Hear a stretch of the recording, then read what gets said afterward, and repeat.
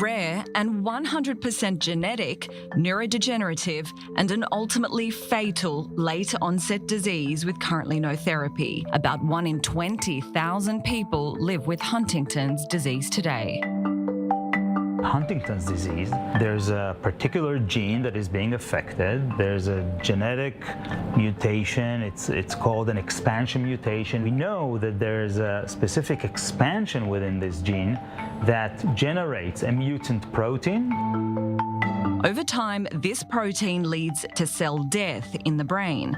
In the region of the brain called the stratum, specific neurons are dying. This causes motor defects, problems with a person's ability to think, behave, and move. After typically striking a person in the prime of their life between the ages of 30 and 50, eventually it leads to death within 10 to 15 years. A lot of the studies in the past 20, 30 years focused on post-symptomatic. We believe that it's too late. We need to go much earlier because the disease is already there, the genetics is there. So we need to understand the very early stages much before the disease is already occurring. Each child of a parent with Huntington's has a 50% chance of inheriting the disease, affecting men and women equally. Today, clinical diagnosis is made when movement problems are obvious. The particular neurons in the brain that are dying, why they are dying and not other neurons. We don't understand why it takes years for the disease to develop. When the gene's mutated in Huntington's, it starts forming aggregates, cellular structures in the cell. We're asking ourselves, when do these cellular aggregates appear? When does the protein become insoluble and generate these deposits? When does it occur?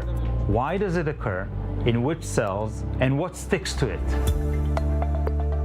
All these questions is what Professor Eran Meshorer is trying to answer, something he can follow using a microscope at the Hebrew University's Edmond and Lily Safra Center for Brain Sciences. He's using human stem cell models to study the very early stages of the disease before it happens, to see the first molecular changes, the biological alterations in the disease cells, to understand what's really going on. My lab is trying to generate human models for brain diseases.